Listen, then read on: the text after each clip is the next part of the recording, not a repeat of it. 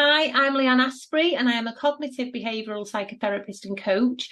And this is the third video that I am doing in a series of videos to help people to understand that anxiety and depression are a signal from our body that something inside of us needs our attention and that we shouldn't be focusing on them as being the problem, but yet the symptom to the problem.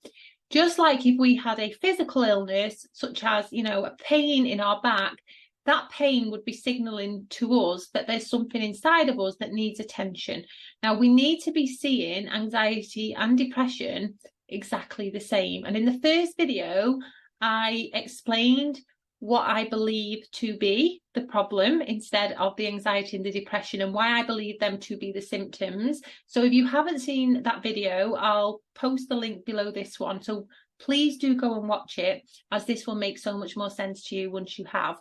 And then in the second video, I helped you to understand how these problems develop. So again, if you haven't watched that one, I'll post the link below this video.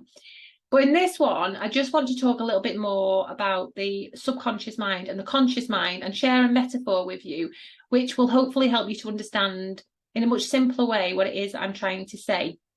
Because it's really important to me that people do understand what it is I'm trying to say, because I massively believe that when you understand something and it makes sense, then that gives you hope and empowers you to try and do something about it. And I know on my own journey with my own mental health, understanding things really motivated me and empowered me to take the action. So the subconscious mind and the conscious mind. So us humans have a subconscious mind and a conscious mind, and I spoke about them a little bit in the last video, but just to go into a little bit more detail. So our subconscious mind is like 95% of our brain, and then the conscious mind is just 5%, which is quite scary to think us humans are only 5% conscious. Now, our brain is a bit like an iceberg. So you know how they have the big bit underneath the water that nobody can see, and then only that little bit on top of the water, which is why icebergs can be quite dangerous. Our brain is exactly the same. The subconscious is the bit under the water that we can't see. And inside the subconscious is our fears, our memories, and our beliefs. And we've been talking a lot about our beliefs in the last couple of videos and how they're responsible for the way we see the world and the way we show up in the world and the way we feel and the way we think and the way we behave. So in our subconscious is where they are stored. Now, our conscious mind, our subconscious mind from the age of 0 to 7 is the only thing we have. We do not have a conscious mind from the age of 0 to 7. It's not until after the age of 7 that the conscious mind starts to arrive. So the interesting thing is, from the age of 0 to 7, is that because the subconscious mind has to take things as facts, this is a very crucial time in our life, in every child's life, because we can't kind of question whether something's true or not. And I referred in the last video to Santa Claus being a really good example of this. So we tell children Santa Claus exists, and because they have no conscious mind to question it, they believe it to be true until they start to see evidence after the age of 7 that it's not true. They will continue to believe it to be true. So anything we experience, anything we hear, anything we see, anything we're told from the age of 0 to 7, we will take it as a fact. And if we hear it enough times, we will take it as a fact. The subconscious mind starts to take things as facts if it hears it repetitively. So it's a very important time in our lives, but we still do continue to develop beliefs after the age of 7, but that is a really crucial time. So I just want to share a metaphor which links into what I was saying in my last video. So like I say, if you've not watched that and this isn't making any sense to you, then please do go watch the last 2 videos, because it will make sense to you if you do. So I want you to imagine that your brain is a ship, okay? And on this ship at the moment, from the age of, for the first 7 years of this ship's life, there's no captain, okay? So any crew members can get on board. There's no captain to filter them out. So we're going to get all different crew members. Some people and the crew members are your beliefs. This is kind of what I'm referring to. Now, for some people, they will get healthy crew members, really good crew members who are going to do a great job on this ship and sail it in the right direction and look after the ship. For others, a bit like myself, because of my childhood experiences, the crew members that got on my ship were really bad for the ship. They didn't know how to sail a ship, and they just caused this ship to go off sail.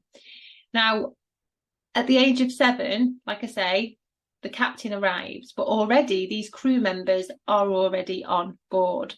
So after the age of 7, when the captain arrives, the ship is already full, and he then has to try and get this ship back on course. But it's very difficult because some of the crew members, if you're like myself and you have got some negative beliefs and fears, some of the crew members are already in control of this ship, and despite his best efforts, he's still not able to put this ship back in the right direction. Now, what we need to do to get them crew members off is we have to become more conscious. The captain has to get stronger at kind of filtering out these crew members.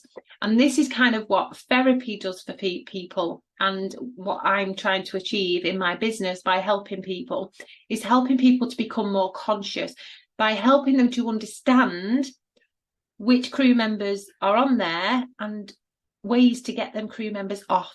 Okay, the techniques and the strategies to remove those crew members who are keeping this ship going in the wrong direction.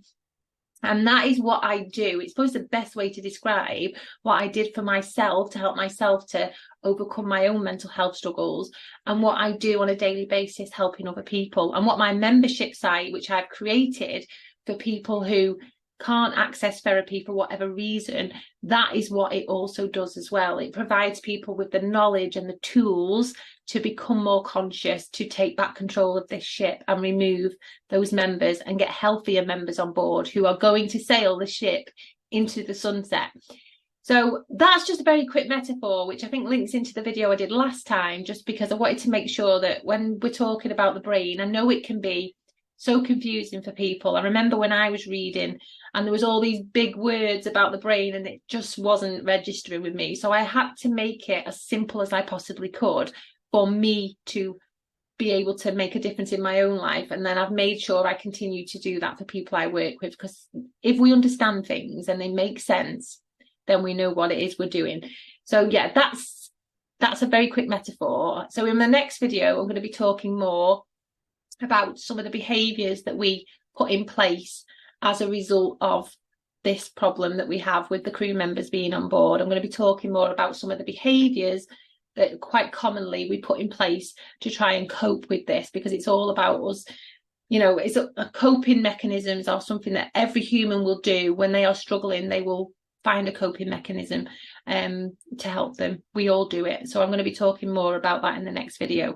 So if this has been helpful and you want to be notified of upcoming videos that I'm going to be doing in this series, then please do like and subscribe this video. And if you know anybody who is experiencing problems with anxiety and depression or perfectionism, please do, send them to my channel, ask them to watch this series of videos. It really will benefit them. I really do want to help as many people as I can to understand this. So thank you for watching, and I will see you in the next video.